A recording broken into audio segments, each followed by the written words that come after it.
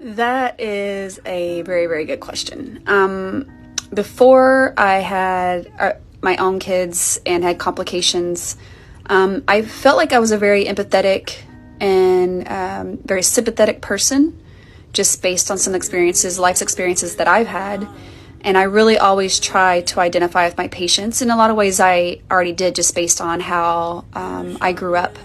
But it changed a lot after having been pregnant, having a pregnancy loss, going through what I did with infertility and almost losing my twins and having preemie and then complications and all of that.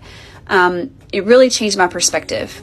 So I think it only enhanced it. However, after being off of work for 6 months with my pregnancy and complications and NICU twins, the very first call I had, the very first delivery I had, was a stillbirth.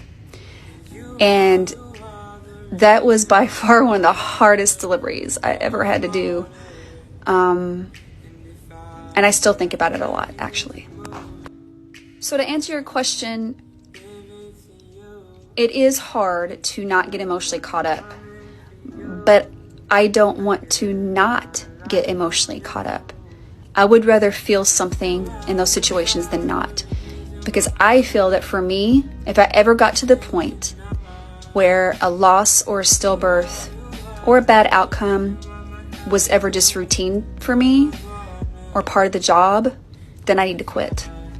I still think it's very important to have those emotions and feel those emotions, because it means that I'm still present and I still feel for my patients.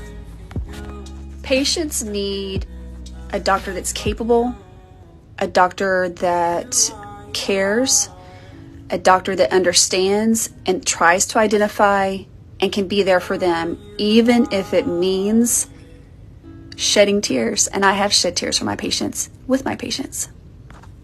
So in my job, especially recently, that has meant a lot of very difficult days.